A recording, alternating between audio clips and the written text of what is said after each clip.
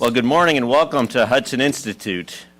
I'm Ken Weinstein, President and CEO of Hudson, and delighted to welcome everyone to today's conference. And let me just, at the absolute outset, note for those of you who haven't been here for a few weeks, we've actually now gone through a new logo of Hudson, and we have a brand new redone website, which we're all quite proud of at www.hudson.org. So I urge all of you to look at it. Lots of articles on the situation in Ukraine. We're especially pleased to be doing this conference with the Danube Institute and our former colleague and very good friend, John O'Sullivan, about whom I'll have a few words in a moment.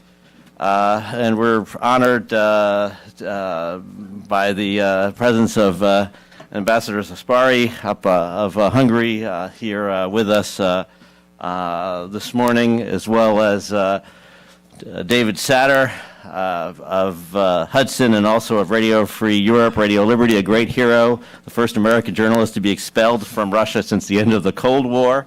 And we're also honored to have former Undersecretary of State Paula Dobriansky with us, a great leader in the fight against communism and someone who's been omnipresent in the media and everywhere in the last week or so as the situation last couple of weeks as the situation has unfolded in Ukraine. Let me simply say by brief introduction, the Russian invasion of Crimea is certainly the most disturbing action Russia has taken on the European continent since its invasion of Georgia 6 years ago, but arguably since its invasion of Czechoslovakia in 1968. This shocking action is, as all of us know, a wanton violation of the sovereignty of a democratic nation, military aggression that stands in violation of the Helsinki Final Act and the UN Charter.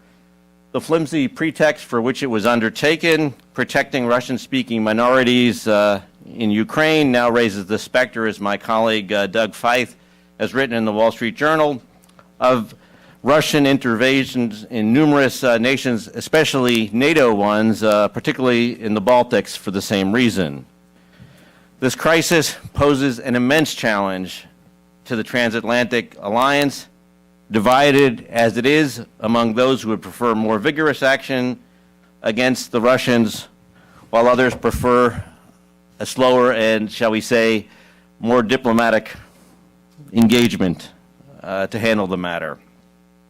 Those of us who have followed the situation closely here in Washington and who are quite concerned about the fate of this region of the world have also, I should note, been disturbed for some time by a rather weak and at times vacillating American policy towards Russia that has emerged since 2009.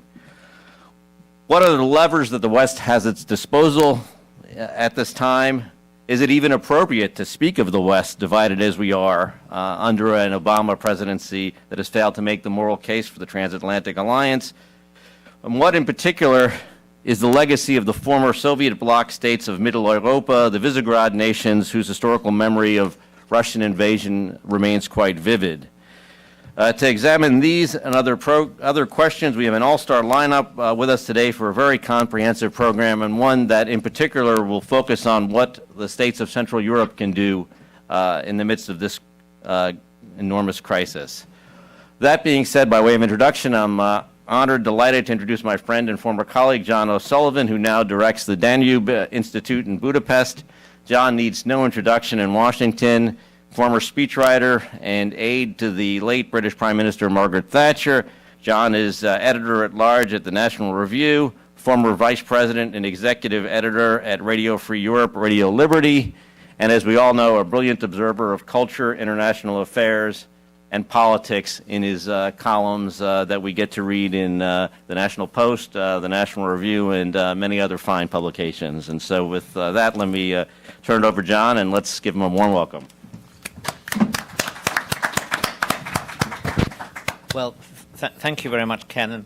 And on behalf of the Danube Institute, let me welcome everyone here to this conference as well. It is, of course, for me a great personal pleasure to be back at Hudson, not only because of the kind words that Ken delivered about me just a moment ago, but also because I spent 3 very happy years here as a senior fellow, happy, unproductive years. It was here where I wrote my book on the Pope, the President, and the Prime Minister, about Reagan, Thatcher, and the Pope, and the role they played in bringing down communism and establishing a new world fairly peacefully.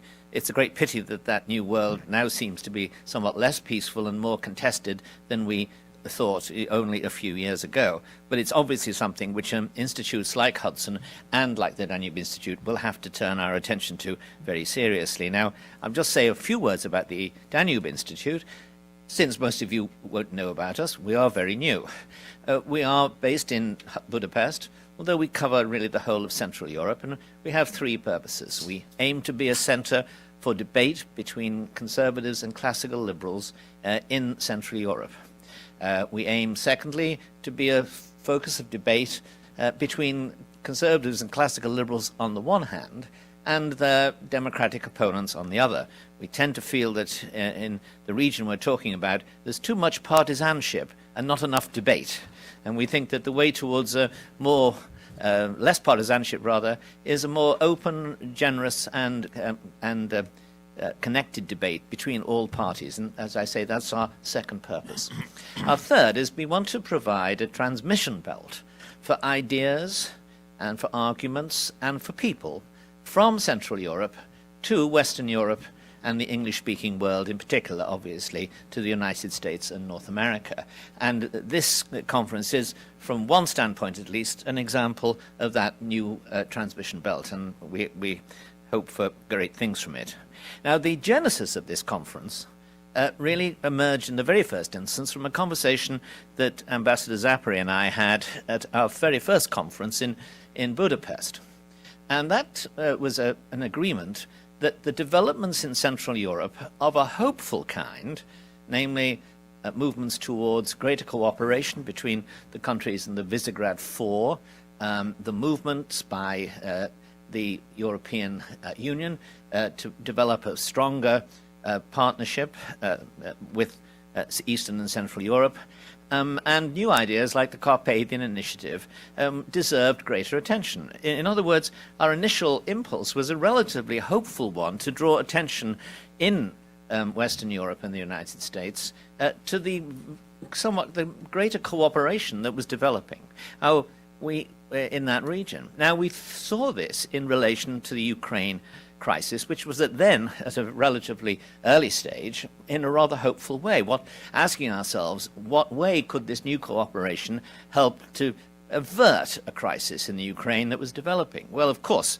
that our conference is taking place after the crisis has become far more acute, and I would like to just associate myself with the description of that crisis and the criticism of Russian behavior that Ken Weinstein just advanced.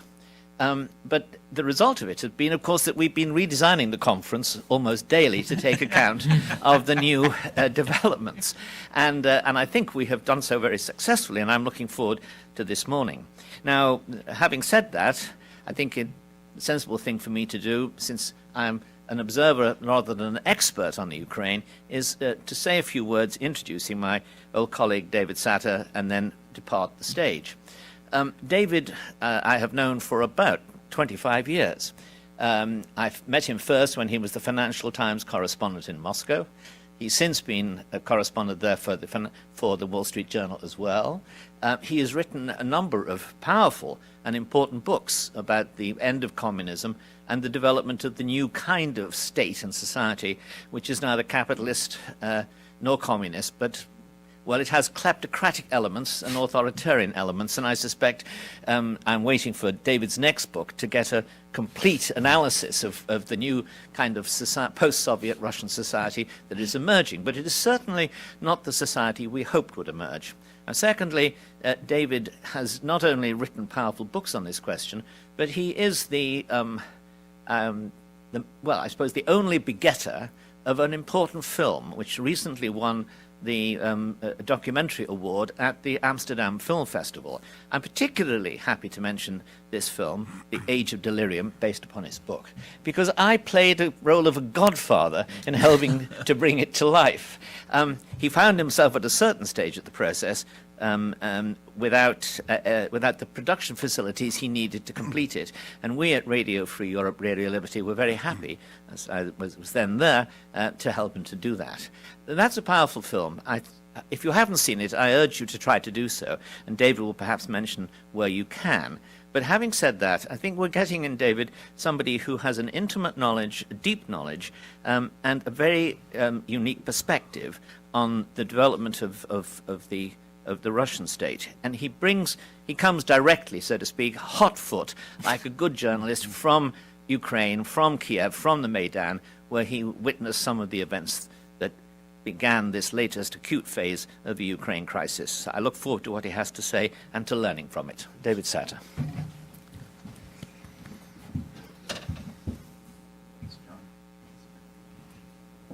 Well, thanks, John, and thanks to all of you for coming. Are the microphones working? Are they? Yes? Okay.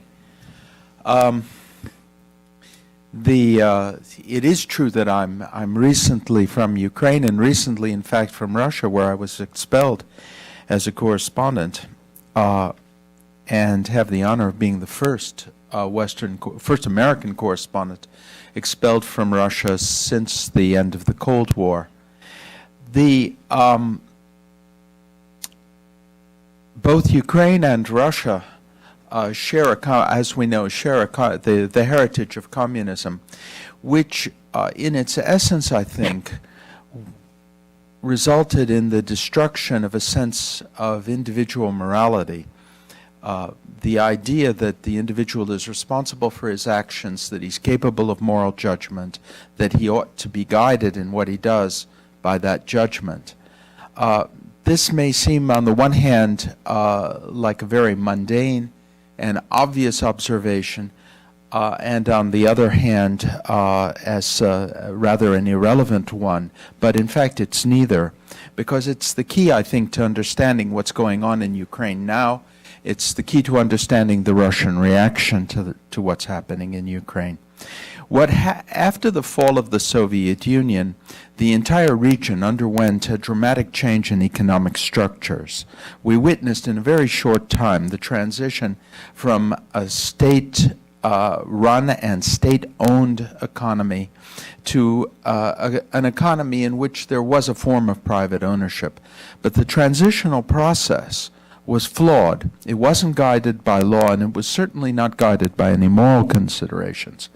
The result was that what took place in many of the former Soviet republics, and many of the countries which emerged from the Soviet Union, was really an intensive process of negative selection, in which the most ruthless, the most unethical, the greediest, and the most cunning rose to the top. This was the case in Russia, and it was the case in Ukraine. The result of this situation is that the necessary moral revolution that needed to take place after the fall of communism, because communism was, in a way, an exercise in moral sterilization. People were told that the only thing that really mattered was the judgment of the party, and under those circumstances, there really was no role for individual conscience. And it was in this atmosphere of moral confusion that both Ukraine and Russia failed to establish the rule of law. The situation with Viktor Yanukovych, the recently overthrown president of Ukraine, absolutely exemplified this situation. In a society without values and without just any kind of strong moral orientation, greed is the only driver of behavior. And the leaders in the post-Soviet world, and certainly Yanukovych typified this, could think of nothing better to do with themselves than simply to steal, to accumulate, to rob, to make sure that under no circumstances could they ever be removed from office. Yanukovych became one of the richest people in the world, and he did so by using the institutions of the state in order to appropriate property. He came into power after elections which, although dubious by the standards of the region, were relatively legitimate, because there were no very visible and egregious examples of falsification that could be put on the internet, which isn't to say that they didn't take place. But once in power, he began to rule in a totally lawless manner. The institutions of the state were used by Yanukovych and by the members of his family in order to simply distribute the property that had been distributed, albeit also unfairly, in the first wave of privatization in Ukraine. The difference in this case was, if the previous privatization had produced a slew of unethical oligarchs, now the Yanukovych Phase 2 privatization in Ukraine was an attempt to concentrate enormous wealth in the hands of Yanukovych's personal cronies and the members of his family. And the leader of this effort was Yanukovych's own son, Alexander, a dentist with no previous business experience, who in 3 years became a multi-billionaire. When Yanukovych was asked how it was possible that the young man who had no previous connection to big business had become so wealthy so fast, he said he's just very talented. Well, the secret to his talent was very clear to everybody in Ukraine. The administrative apparatus of the country was turned against anyone who refused to sell out or hand over their business at a dictated price. The scenario which was repeated again and again was that representatives of Yanukovych, of his family, of his cronies, of his son is apparently a sociable guy. He has a circle of friends who also engage in these practices, would offer a price usually far below the fair market price for a business. The businessman in question would be led to understand that it was in his best interest to sell at that price. If he refused, then the process began of forcing him to sell. The first stage of the process was to send the sanitation inspector, fire inspector, the police, the tax inspectors to find violations, which they did without difficulty, both real and imaginary violations, and impose fines so draconian that it would be impossible to stay in business. And if that wasn't enough to convince the businessman that he was best off complying with the conditions that were suggested to him, he could be simply arrested on trumped-up charges. Result was that the biggest oligarchs in Ukraine were the members of Yanukovych's family or his cronies, or those like Rinat Akhmetov, who had been traditional oligarch, but who rose up out of the organized crime environment in the Donetsk Oblast and was Yanukovych's early sponsor. What this meant for the average citizen was that no one could be secure, because the very conditions that were necessary in order to make it possible for this this rapid concentration of wealth in the hands of those who exercise political power, also meant that there could be no reliable legal mechanism sufficient to protect the rights of individuals. So they were what we saw in Ukraine was the same thing that exists in Russia, just as two sides of one coin. On the one hand, the massive and seemingly endless accumulation of wealth by those with political power, and the lack of legal rights and lack of legal protections of those who lack that power. In Ukraine, there were a couple of very dramatic episodes which illustrated for people what this meant. Two women, two separate cases, but nonetheless very similar, were abducted, raped, and savagely beaten. One of the women died. These were in provincial areas, not outside of Kyiv, but the whole country heard about them, heard about these cases. In the one instance, the victims were, the perpetrators were members of the local police force. In the other instance, they were children of the local elite. But what the cases illustrated for everyone was that the authorities are free to do anything they want, and no one has any protection against them.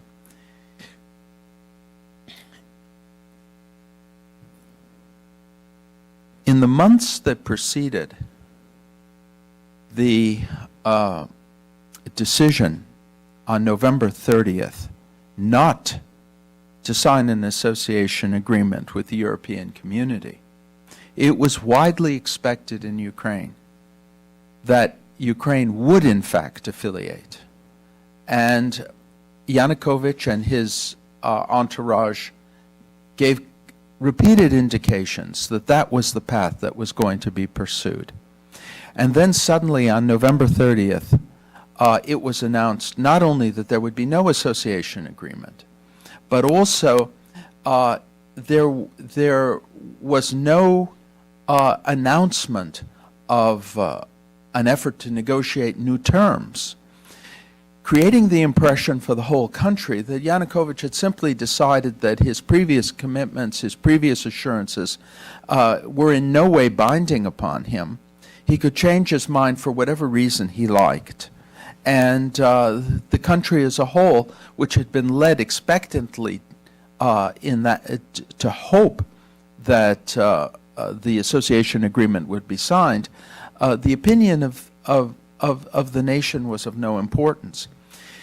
The young demonstrators who were in the Maidan on the night of November 30th were there as the tail end of demonstrations that had taken place to support what was called Ukraine's European choice.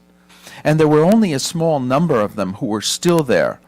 And their intention was actually not to protest against anything, but to lend their support for what they thought would be the decision to associate with the European Union. In the end, they were savagely attacked by the police, by the riot police, and took refuge in the Mikhailovsky Cathedral, which the last time the cathedral offered refuge in a similar manner was when the Mongols attacked Kyiv, and people fled to that monastery. The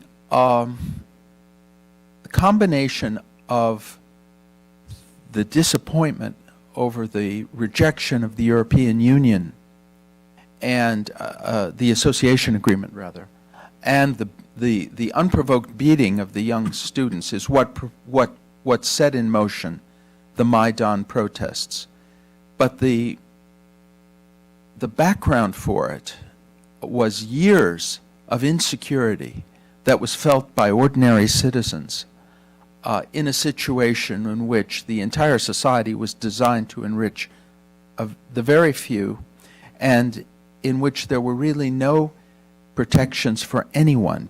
Anyone in Ukraine could imagine that he could be picked up, taken to a police station, beaten, and find himself without any recourse at all. And he could understand perfectly well that any business that he started could be taken away from him at a moment's notice.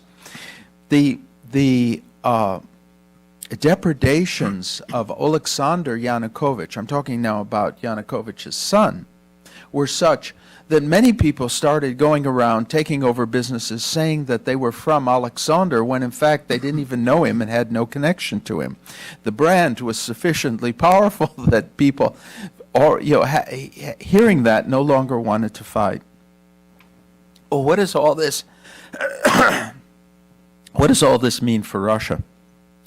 Because we really face a situation now in which Russia and Ukraine, countries that maybe were not at the absolute center of our attention in the U.S.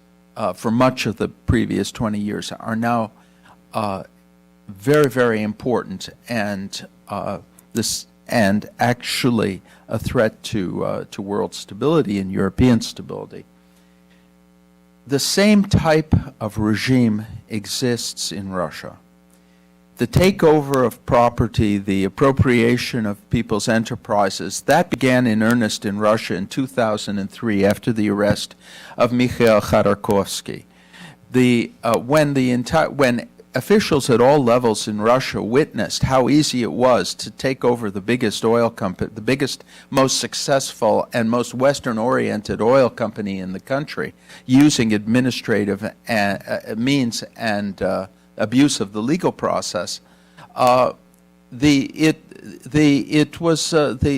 experience was repeated at all levels of the government. It was repeated at the oblast level. It was repeated at the republic level. It was repeated at the rayon level, and so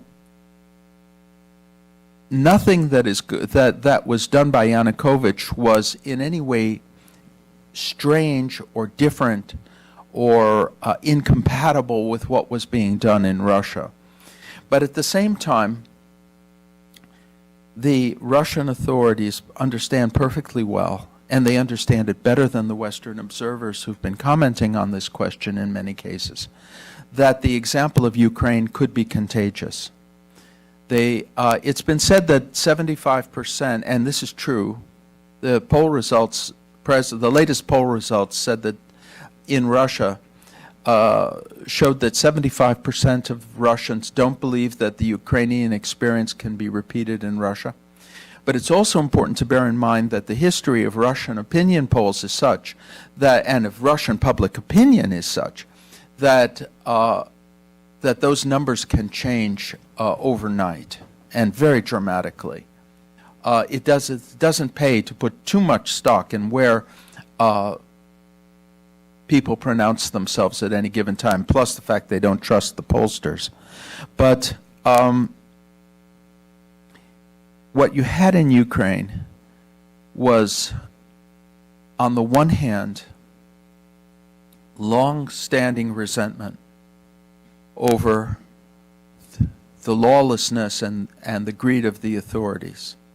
That exists in Russia. You had a specific situation which galvanized people, i.e., the refusal to just sign the association agreement. In Russia, you had something similar with the falsification of the December 2011 parliamentary elections, which also brought 100,000 people out into the streets, although the demonstrations eventually fizzled. And finally, you had a spark.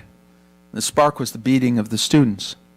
Well, right now there's no spark in Russia, and there's no specific issue around which people can rally. But both of those can be supplied, and the nature of these lawless systems is such that they will be supplied.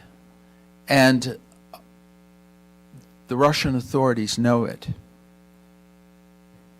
That's why they've reacted to the Ukrainian situation in the way they have. One way in which the reaction has taken place is in the suppression of free speech. I can even mention my own case in this regard, because it was, as I look back on the events that led to my expulsion from Russia, it's important to bear in mind that the Russians had long bragged to Western correspondents that when they objected to their coverage, as they did at various times, that nobody has ever been expelled from Russia since the fall of the Soviet Union. We don't do that anymore. So it was a point of pride that Russia was sufficiently self-confident that even the most odious correspondents and the most undesirable were nonetheless tolerated. And no one, I was not often mentioned by name, but a couple of people pointed out to me persons connected to the Russian authorities, that you see how liberal, they even give you visas. In any case, with the intensification of the situation in Ukraine, I think the cost-benefit analysis changed, and they decided that, in fact, I was more than they were prepared to tolerate. But it wasn't the only case. It wasn't the only case. There has been a crackdown on TV Rain, the internet television station, which is watched by the intelligentsia and liberal intelligentsia in Moscow, and the firing of the chief editor at Echo Moskvy, an event which is actually quite important and will have long-range implications. There were mass arrests when demonstrators protested the sentences in the Bolotny case. These were the persons who were arrested and charged for their participation in a demonstration after Putin was elected to his third term as president. And now, as we see the attempt to rally support for the regime by appealing to Russian chauvinism through the seizure of Crimea, the threats against Ukraine, and the predictable attempts that I believe we're going to see to create chaos in Ukraine in order to discredit the new government there and render and deliver an implicit warning to the Russian people that any such attempt to free themselves from the criminal oligarchy that runs the country will lead to nothing good. The referendum that is scheduled for Crimea on Sunday is almost certain to bring a vote in favor of joining Russia. That should not be taken seriously for a couple of reasons. First of all, it's important to bear in mind that the overwhelming support in Crimea was for the Party of the Regions previous to these events. Party of the Regions is Yanukovych's party. It's corrupt. It's an organized gang in the form of a political party. Nonetheless, its platform was for the unity of the country.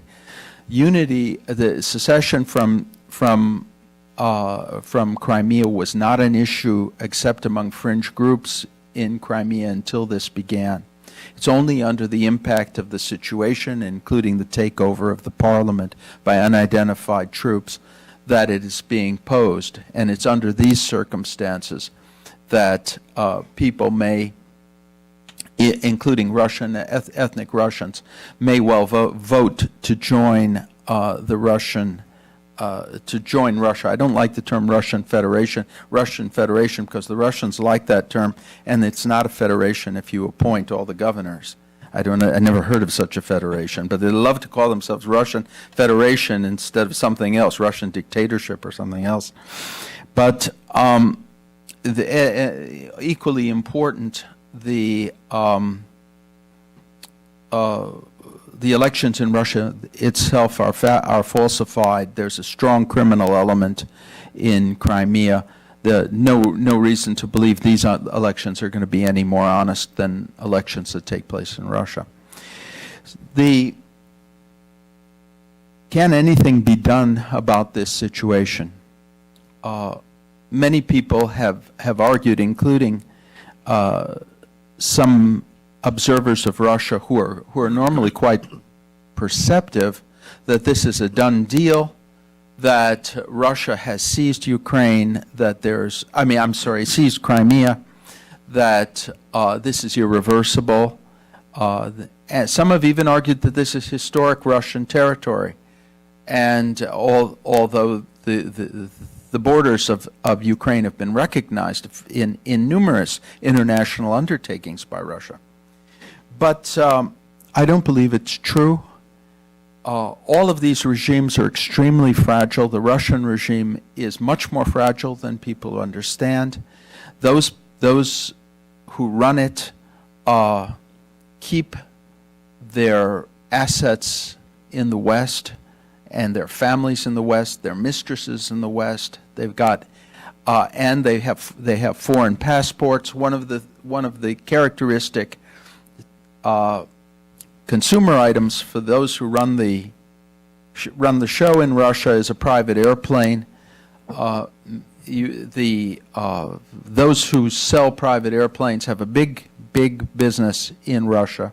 And it's there, first of all, as a status item. Everyone likes to show that if their competitor can afford an airplane, so can they, and then they compete with they don't care about the technical characteristics or the safety, simply the prestige of the plane and the fact that they can use it to make a quick getaway if they need to, because they fear each other more than they fear the West.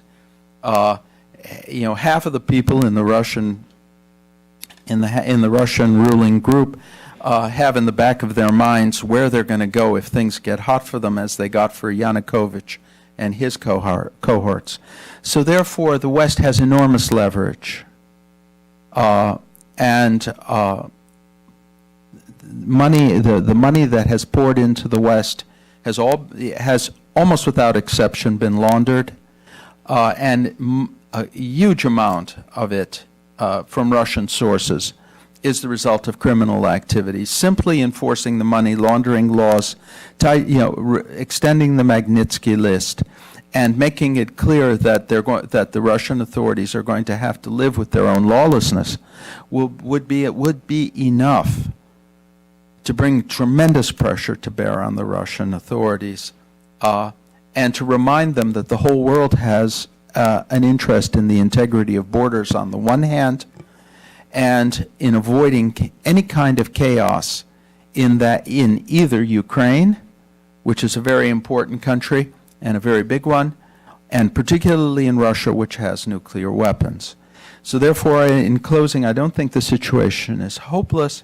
It's important to understand what is going on, that this is an effort on the part of Russia to protect the criminal oligarchic regime, and it's another example of the dangers of the status quo. Some may argue that we should just leave things as they are because the alternative is instability, and it could well be. They've tried to create those conditions, but the status quo is also dangerous, and we've had a vivid example of that. Anyway, I unfortunately have to leave, so I won't be able to go any further with this, but thank you very much for your attention.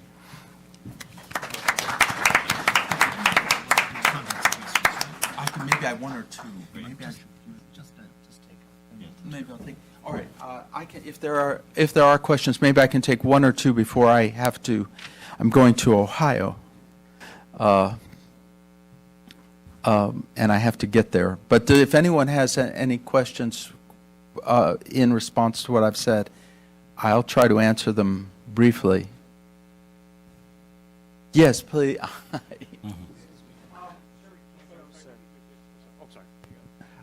Terry Campo, just an attorney here in town, but worked in Russia. David, I wonder if you would agree with the characterization that part of what's happening in Russia and Ukraine is they've created the version of capitalism that the communists taught capitalism was. That was absolutely true, and that's not an accident, because they grew up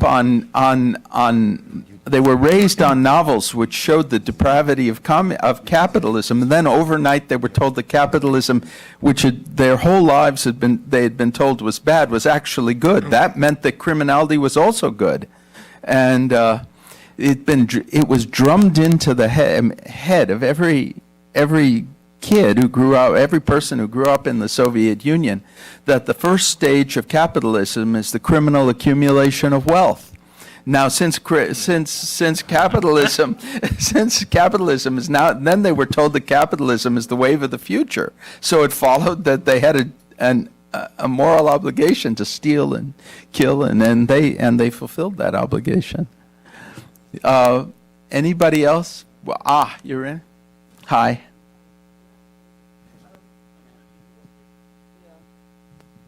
Reuters just reported that Dmytro Firtash, one of the richest men in Ukraine, and the man who actually made Viktor Yanukovych, has been arrested in Vienna.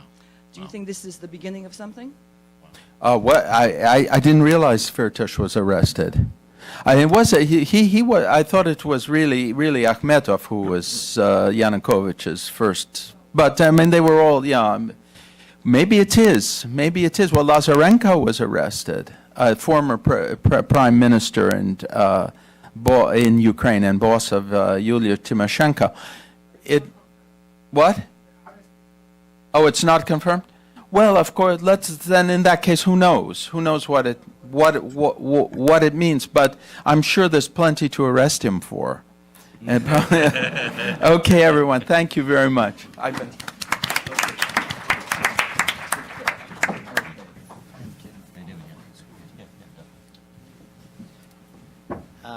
David, thank you very much indeed. And now I'd like to introduce Ambassador George Szapary, who is the Hungarian ambassador to the United States, who will in turn introduce our keynote speaker, Paula Dobriansky, this morning.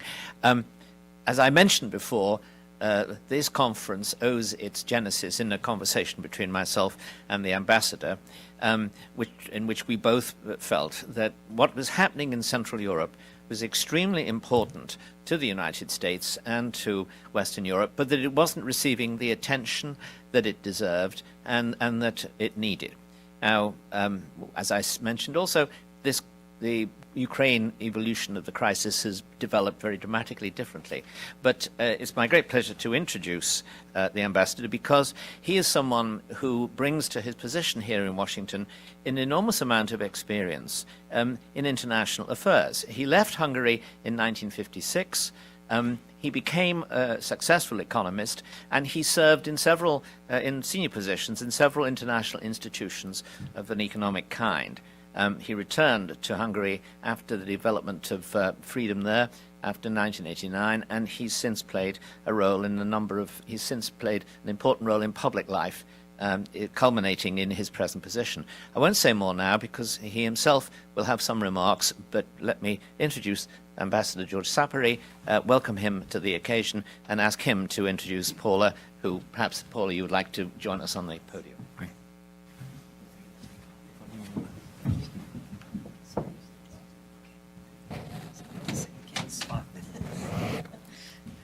And I think Ken and I are going to take our part in the wheels. All right. Thank you. So, good morning, everybody.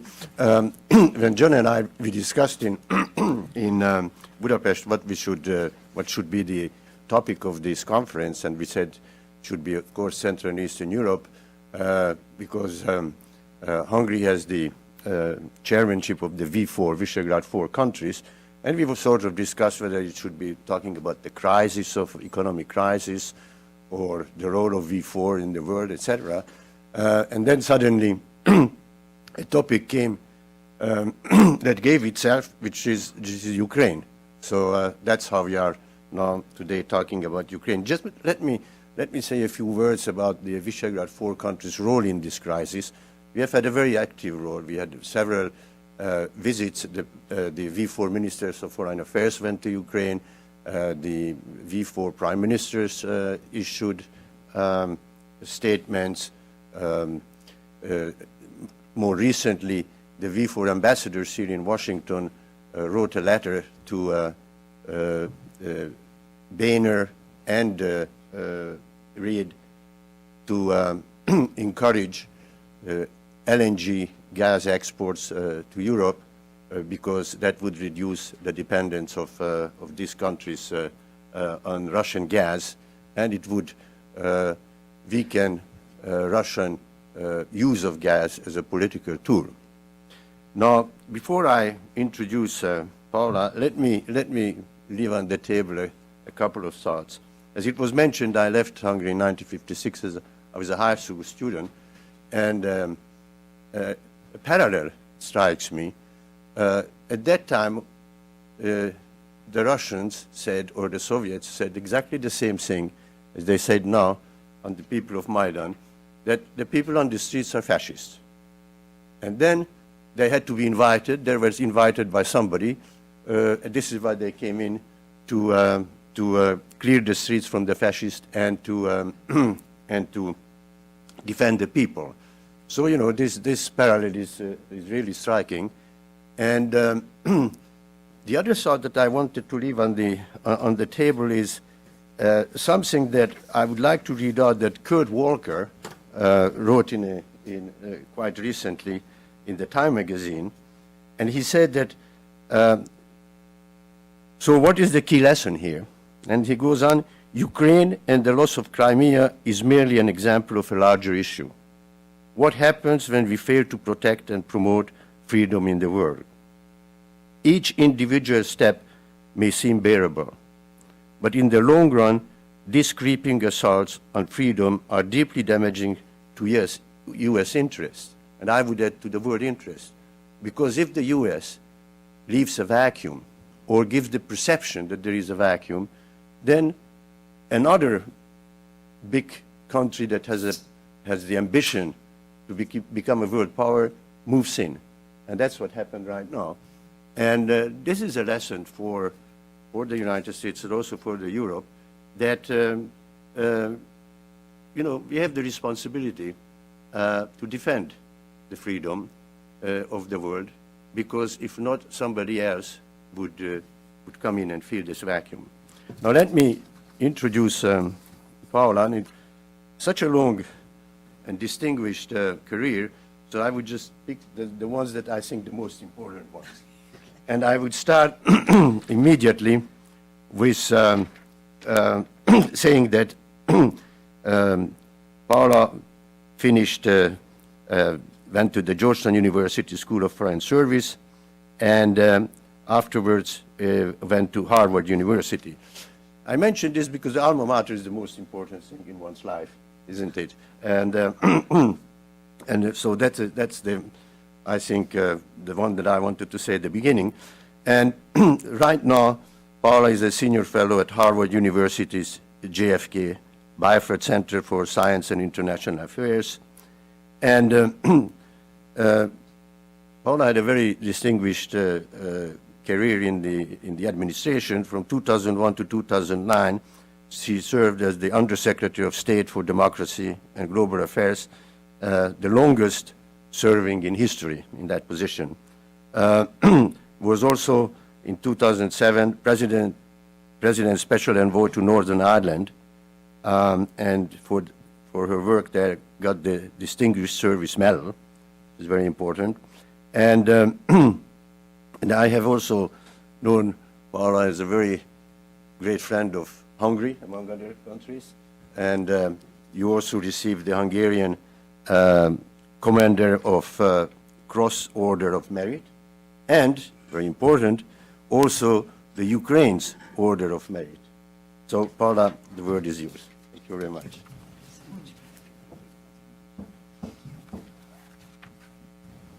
Good morning, everyone. And first, thank you, Ambassador, very, very much for those very kind remarks and introduction. And I do want to thank Ken and also John for bringing us together. And it is true, by the way, when you first contacted me, it was a different topic, by the way. And so here we are. But you know, I will say, even despite that fact, nevertheless, I think that what many of us would have said, there are certain points that would have been said then and also now, given the situation on the ground. Because I start with the fact that when you look at the crisis in Ukraine and its impact on the Transatlantic Alliance, and also looking at those countries in Central Europe and the neighborhood, You know, we're bound. We're bound by moral values. We are bound by freedom. We are bound also by a mission that, by the way, has been a bipartisan mission of U.S. administrations, and that is to obtain a Europe whole and free. And so in that sense, I think that we would have heard those messages. But let me, in my remarks, I'd like to cover a number of points, some that are broader and putting this issue in context and how it in turn impacts the alliance and also certainly Central Europe, but also looking at the developments in Ukraine itself. The current crisis in Ukraine definitely has ramifications, not just only for the neighborhood, meaning certainly for Central Europe, for Europe as a whole, and of course for Ukraine itself. But you know, this crisis has global ramifications, which we need to step back and take stock of. How the West handles, in fact, Russia's aggression will matter, and also will impact our longstanding goal of striving for a Europe whole and free. What happens and how this crisis gets handled does have direct ramifications for certainly other global situations that are also afoot.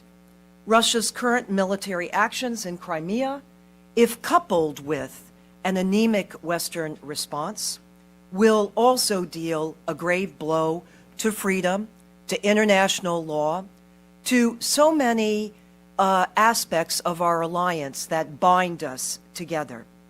Crucial is also at this time the fact that the United States and Europe have to also be thinking about a strategy. Central Europe is a key component of that strategy for addressing the concerns of the neighborhood and of what's happening in Ukraine. And by the way, in this regard, you know, we remind ourselves, what binds the alliance? You'll be having panels that will be focusing on this, but the Transatlantic Alliance that is bound together, we're bound by security, by a commitment to also prosperity and the welfare of our citizens that's grounded in freedom. And coupled, of course, with that steady spread of freedom and liberty to all. We all have a vital interest in not seeing that foundation reversed in any capacity. So here, also in an alliance context, you know, there's also the element of what are the components of security. There's, of course, the recommitment to NATO. When you look at Central Europe and the countries as part of Central Europe, they are part of NATO. I hear now many of the countries calling and reminding about Article 5 in the event that it's necessary to be reminded about Article 5 and its rededication to all members. Also, there's been the appeal for exercises in the neighborhood. I mention this because this was an initiative that's come particularly from Central Europe about the show of force on the ground and in the neighborhood. And then also there's the issue of constant communication, absolutely essential here because it's not only in the context of our alliance, but it's also political communication. As the ambassador said, certainly the Visegrad Four have always had a very firm voice, a voice about what happens in the neighborhood and about its future. Let me step back and, if you don't mind, put the current situation in Ukraine in context. In other words, I want to put forth a few general points that I think are important to keep in mind. The first is that the whole issue about Ukraine, we read a lot about what Ukraine is. Ukraine has always been ethnically diverse. Does that mean that it is divided and a split is imminent? Well, I would remind you that when Ukraine obtained its independence, by the way, there was a referendum. And if you look at the referendum and the results of that referendum, actually all parts of Ukraine, including the eastern part, were completely in support of the independence of Ukraine as a holistic entity and country. There was no diversion from that. Secondly, I'm straining to think about any kind of examples of secessionist movements that have taken place in Ukraine. I don't know of any in this regard, meaning in terms of, and I will move Crimea, as David mentioned, has talked about its independence. But by the way, Crimea has talked about its independence always in the context of being affiliated with and part of Ukraine. So going back to the referendum, let me make the point that here, I remember when Ukraine got its independence, there was the referendum. There was also an assessment that was done, a governmental assessment by the National Intelligence Council at the time, that I remember there was a big article in the New York Times that talked about Ukraine and that there were prospects for, a potential split. Ukraine got its independence, and up to this time, it has been united. It has worked out issues from within. I'm removing aside the state of Ukraine at the moment, only speaking about the ethnic component of Ukraine. I think it's important, though, to remind ourselves and to look at what has happened over these years, because I think what we are witnessing now, just about every leader has talked about the trumped-up charges. Secretary Kerry the other day was talking about the trumped-up concerns that have been registered as to why you have military on the ground and forcing a referendum in Crimea. Russia's aggression in Ukraine also quite significantly constitutes a breach of international law. You know many of the different documents that have been cited.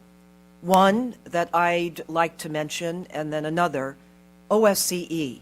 Why OSCE? Because one of the solutions that has been put forth for the crisis in Crimea was bring in monitors.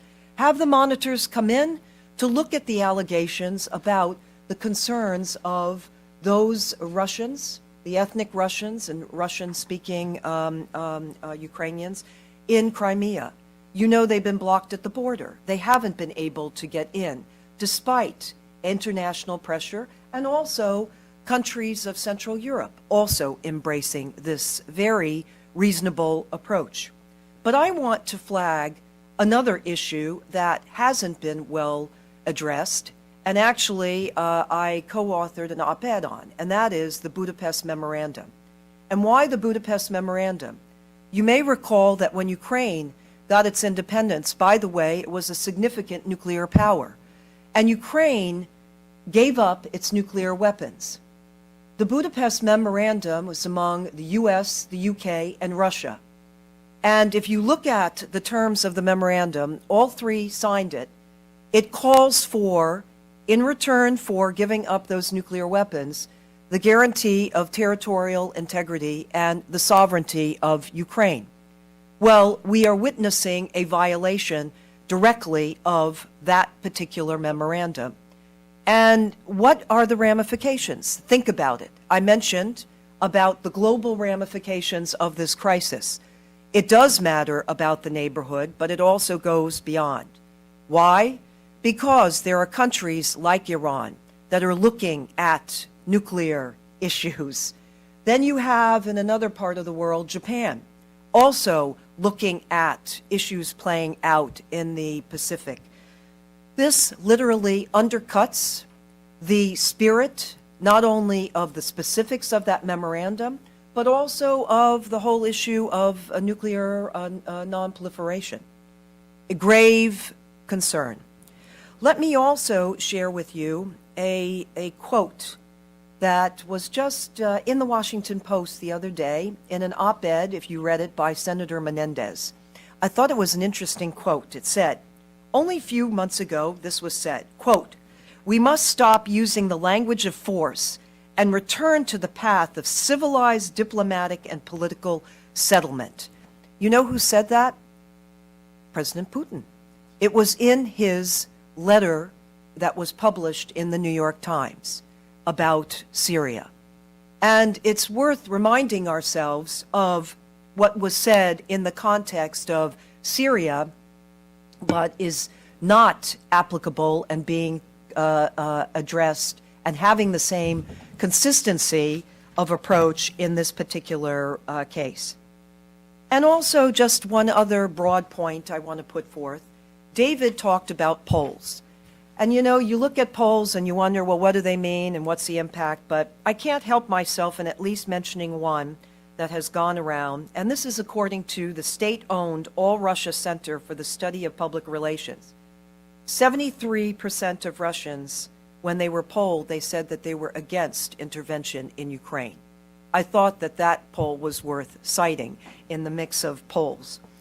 So when you look at this context, let me mention two other points regarding the developments of what's happened on the ground.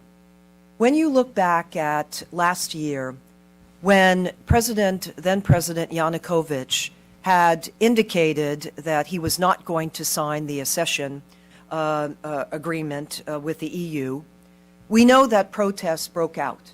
They broke out because of the desire to move forward with that agreement. I think it's important to underscore the reason why was because if Ukraine moved forward with that agreement, Ukraine would have to undertake a series of austerity measures, which in turn would bring about significant economic and political reforms. This was crucial for the country.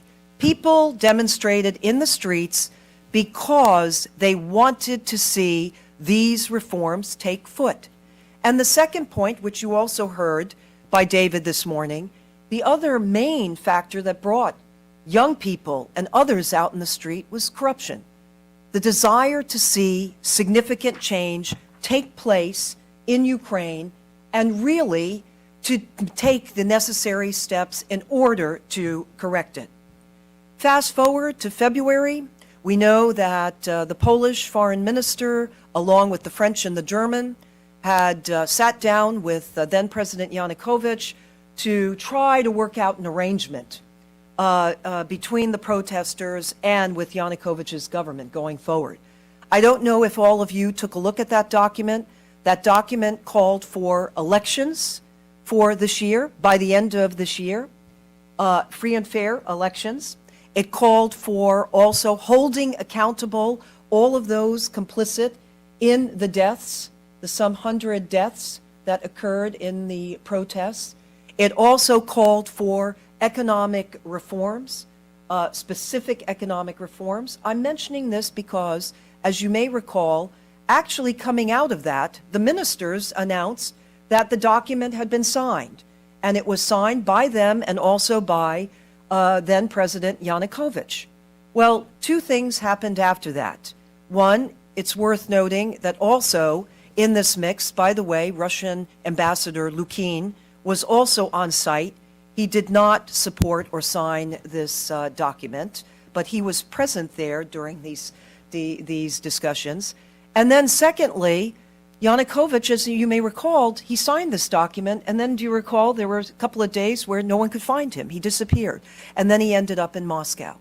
I mention this because these developments occurred before, by the way, the government, interim government, took hold in Ukraine. It basically had an agreement, but then President Yanukovych fled.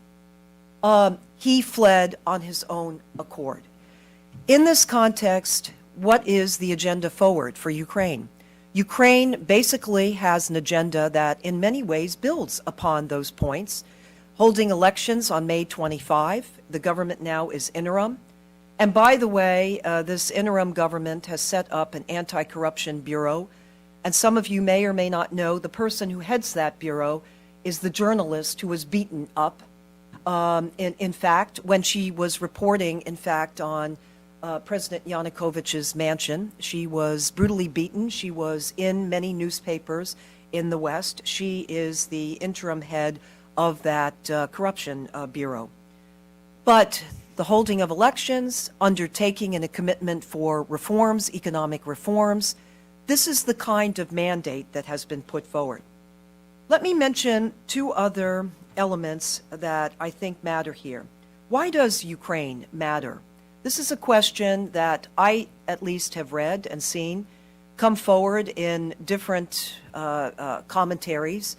Why does it matter to the United States and to Europe, no less to Central Europe? It matters, first of all, it is a country of 46 million.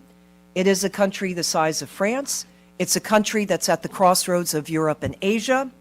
And we know that if Ukraine's economy tanks, and we know that it is in dire straits in terms of its economy, that will have major reverberations, certainly for the neighborhood, Central Europe, the bordering countries, but it will have a spillover effect even beyond Central Europe in terms of Europe as a whole.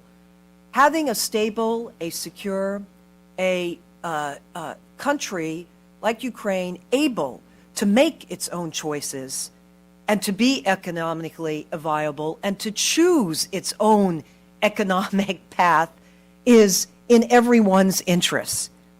And let me also just mention another important data point, and that is the whole question here about the scale and the scope of Russian actions. We have witnessed what has taken place in Crimea. The other day, the foreign minister of Sweden, Carl Bildt, tweeted that he noticed that there were movements on Russian troop movements on the border of Ukraine again. And the question here is really, what does this portend? And in that regard, Central Europe does have a very vital role. It is on that border and that neighborhood. And it is incumbent upon those countries, certainly, to reach out in the context of NATO, to reach out in the context of the EU, and to make its views known. Also, by the way, it's worth noting, in Ukraine, 17% approximately are ethnic Russian. Did you know that in Latvia the figure is 27%, and in Estonia it's 26%? It's worth taking a note that the number of ethnic Russians in Ukraine are actually, in terms of the percentage, lower than in Latvia and Estonia. I have a few final points to make, and that is, how do we go from here? Let me address the broad and then the specific. First is, it's absolutely essential that the West be unified in its response. The response must be strong, it has to be resolute. Russia must know that its actions are not going to be tolerated. That Ukraine's sovereignty and territorial integrity is in fact sacrosanct, as Secretary Rice said the other day in her op-ed piece. It's not negotiable. But there is a broader challenge also impacting the future of Europe and the future of Ukraine. And I mentioned that at the beginning, and I'll mention it again. And that is the fact that it should be able to and free to make its own choices, which is part of the mandate of a Europe whole and free. If we don't have a strong response, our own actions are going to be not only having an impact in this region, but it will also be taken note of by dictators, by tyrants, by extremists in other parts of the world. They'll be emboldened by a weak response. And the very essence of our values will, in fact, be discredited and called into question. What are the specifics that could be done? Well, here I would pick out just two that I think, and there are many, and you've heard a number from David this morning, but I pick out two. The first is the freezing of the assets. I pick that out because, really to go to the heart of what a lot of this is about in terms of crime, corruption, that I think will have a great deal of impact where it should. In fact, Anders Oslund, some of you may know his name, he wrote, in fact, that just in the last days, when there were troops that were amassed on the border, and then after, remember, President Putin gave his press conference, Did you know that the stock market index, the Russian trading system stock market index, plummeted by 12% in particular, and the prices of the stocks of large state-owned companies plunged? He said, quote, the Gazprom stocks fell by 15% and the state bank VTB by 20%. The ruble fell by 1.9% in relation to the US dollar. I just cite this. Anders is an economist. I'm not an economist. But just in that small span of time, there was a consequence and an impact. Secondly, you'll be having a full panel on energy. I think that's an important area to be looking at. And there again, going back to the importance of the alliance and Central Europe, they have a direct role in this because they're impacted by it. In the case of Ukraine, 70% of Ukraine's energy supplies and natural gas is gotten from Russia. Europe is also very much well affected, as you all know. This is an area that the United States can readily address, and as we've witnessed in recent days, many Europeans have been focusing on this particular option much more closely than had been the case. So in conclusion, I think that this is a very grave time. I think it is a time of peril, and it's a time in which the West must stand up, and it must have strong, decisive actions.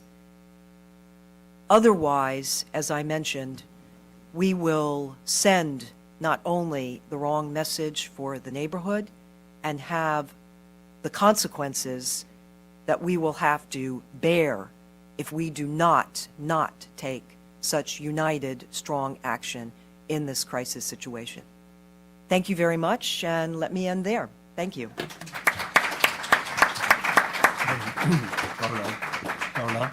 Hold on. Please sit down, because before I will be asking the audience if one or two questions, but let me, before that, come back to a couple of points you raised. You mentioned, you referred to the Budapest Agreement, where they have, Russia has also guaranteed the territorial integrity of Ukraine, and also the quote from Putin's New York op-ed, where he said everything has to be resolved by discussions around the table.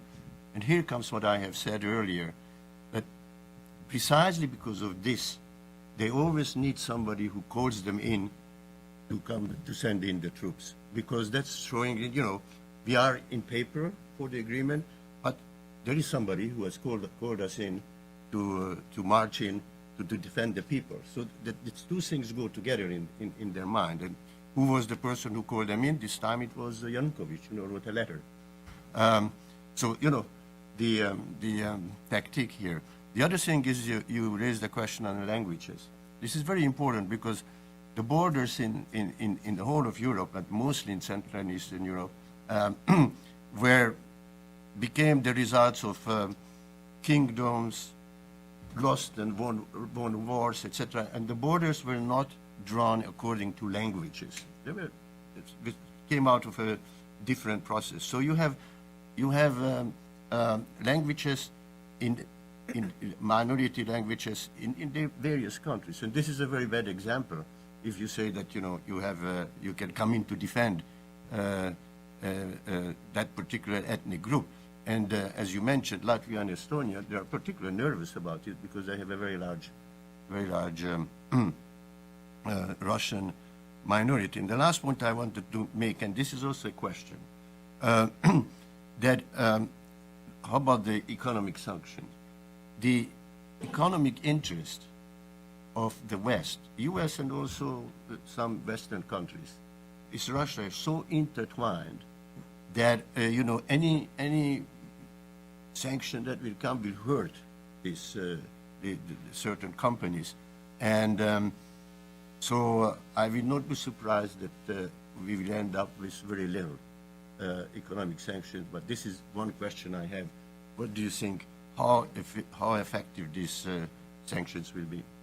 Well, I chose freezing assets and I chose energy, knowing that this question of economic sanctions It's been an issue that's already been raised. Many in Europe have cited the fact that the volume of their trade with Russia is much greater than that of the United States. But having said that, personally, I am a proponent not just only of freezing assets, but I am of economic sanctions. I think that you have to look at your actions, and you can't just divorce trade relationships and hold them completely in isolation to other developments going on. You heard a very compelling presentation by David Satter, and a very core point of his presentation was about the kind of corruption and crime that underpins Ukraine and Russia today. So the question is, by the way, for the good of business, you have to step back and ask, do you want to actually have vibrant business opportunities based on transparency, openness, or are you going to have trade relationships and foreign direct investment that is compromised in certain ways? Now, you could say that's very easy for me to say because, every country has its own set of issues that they have to worry about in terms of their own population. But I have no doubt that when countries take a look at what opportunities exist, like in the energy realm, for example, there are alternatives for business. And I think that's what the answer is here. I think that the West really needs to sit down and to look at what are these economic alternatives, what are the kinds of alternate paths that can be seized here, and where basically you still have populations and countries that are able to benefit from relationships. But at the same time, I think it's also worth taking a look at what also exists at this time and that really needs to be revisited. Thank you. Let's have one or two questions. Yes? Okay. The lady, yes. I was going to say, I think we're getting a signal, so I think we're getting one question, and Thank you. we're going to move Thank to the you. panel. I have a bit scary question. My name is Natalia Lakiza. I'm from U.S.-Ukraine Foundation. I am a lead expert on Ukraine, and I follow events in Ukraine almost 24/7. So my question is from a bit different sphere, military sphere. We have now, you're right, that situation in Ukraine changes every day, and now we have more than 80,000 Russian troops along the eastern border of Ukraine. We have 30,000 in Crimea. Ukraine started 2 military trainings in the west and in the east, NATO trainings in Black Sea. So I value your opinion as an expert on Ukraine and continued supporter of Ukraine at different levels in the government. So is it just a demonstration of muscles, or it's a real preparation to local, regional, or, God forbid, world war? Well, there's a precedent here, and I think you're going to hear about it on the panel, who's coming right up. So as I answer this question, Georgia. When you look at Georgia, when troops came in and Russian troops came in and took Abkhazia and South Ossetia, there's a question as to whether they would have gone further. This goes to my point about the need for a strong Western response. And I think the belief was that there was a strong response that stemmed potentially the tide of troops going further. I think everyone is on alert, hence my mentioning Foreign Minister Carl Bildt. And I think, just simply put, I think that what we need to be concerned about right now is, and I'll repeat it the last time, having a strong, resolute, united response from the West that is grounded in economic, financial, and military options here. Thank you very much. Thank you, Paula. Thank you very much. And Thank